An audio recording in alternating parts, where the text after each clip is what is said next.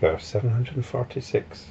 The ego, the word here is atma, characterized with purity, is the state of self-realization. This is the Tathagata's womb, or garbha, which does not belong to the realm of the theorisers.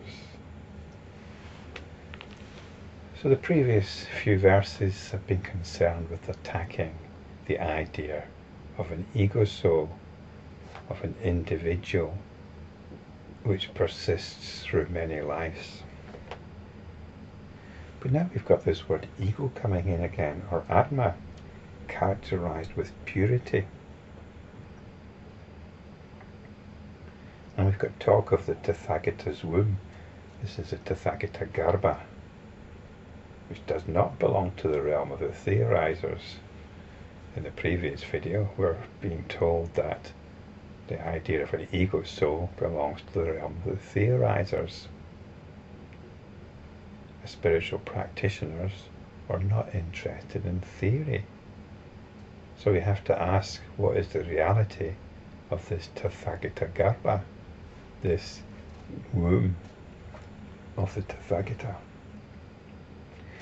Let's have a look at this verse though from the beginning first of all.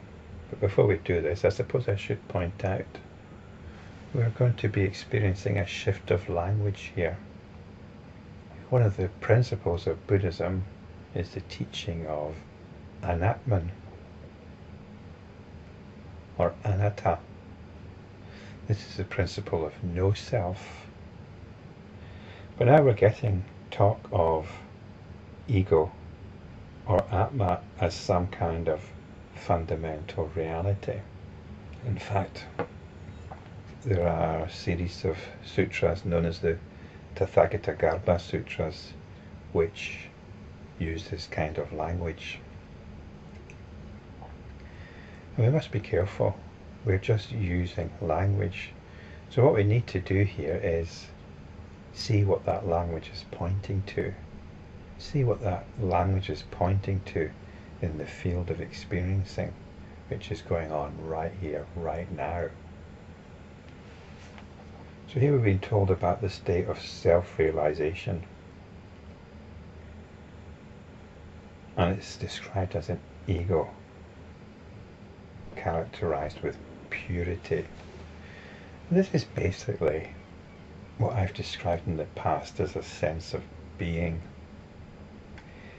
This ego has got nothing to do with the person, with the individual.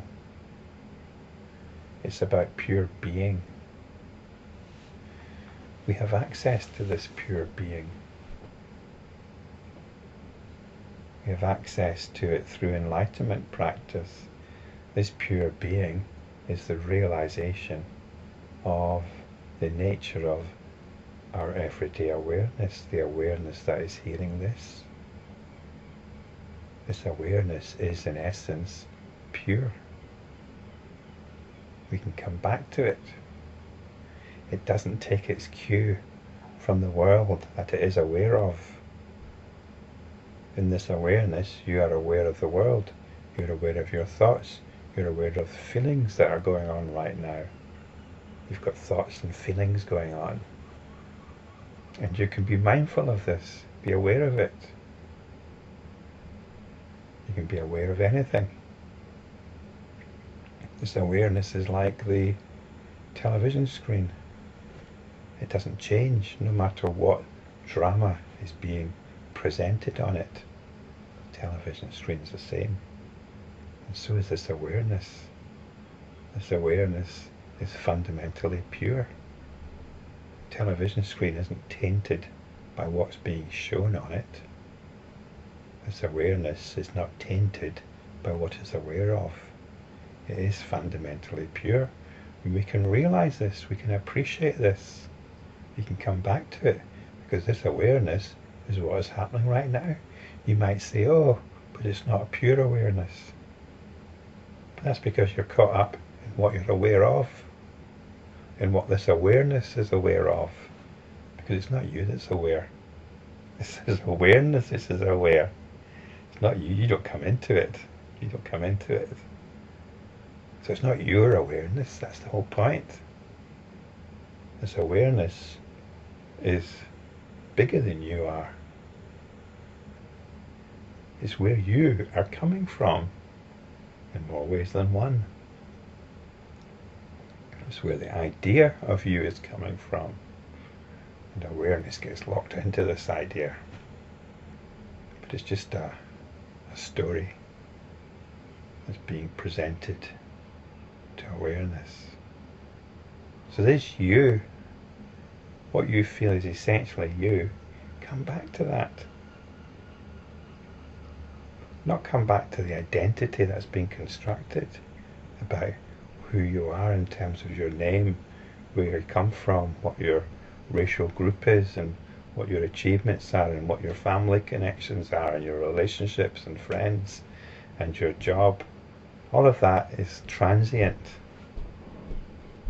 Come back to this feeling that you have, this feeling deep down of someone looking out on a world they never made, a world that's got nothing to do with them. You come back to this feeling, something which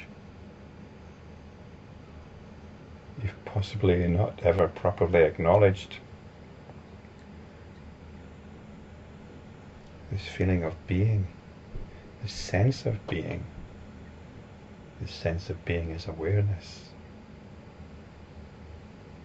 And can we properly appreciate what this sense of being is?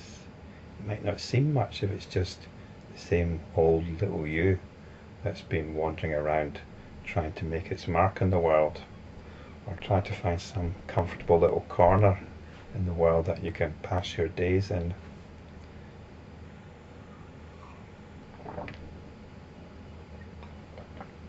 We need to appreciate this awareness. And this is where the idea of the Tathagata garbha comes from.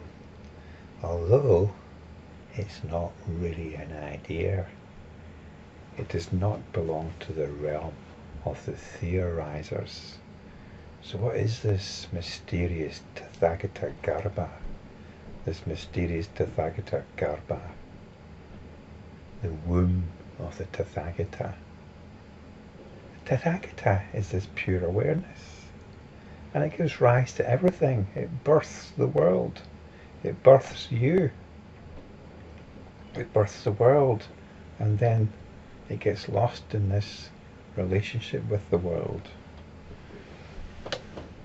But this Tathagata garbha is the Tathagata. It's the Buddha.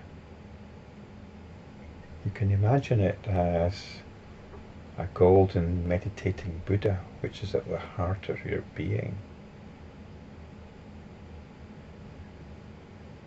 And you don't have to worry about whether that's true or not, because it's a way of appreciating the nature of our very own awareness.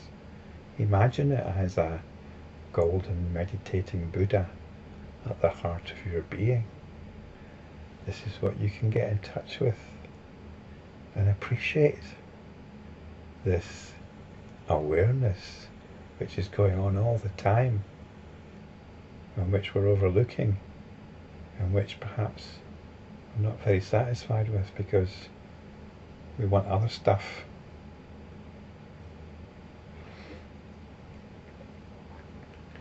So the Tathagata garbha is this meditating golden Buddha,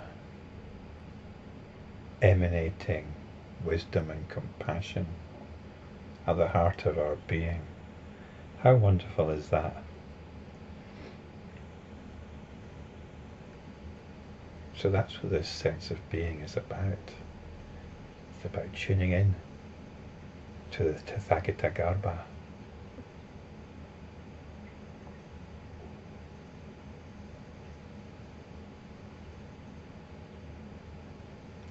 This is the self with a capital S.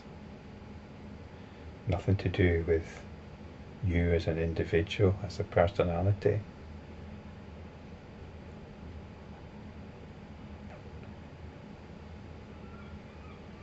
It's actually exactly the same as the Tathagata garbha at the heart of my being and at the heart of everybody else's being.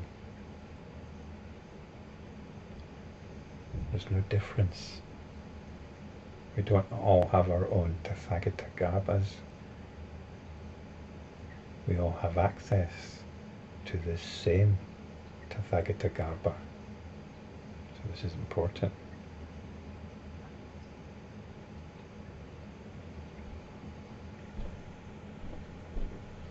So we'll be hearing more about this in future verses. In the meantime though, take a look for yourself.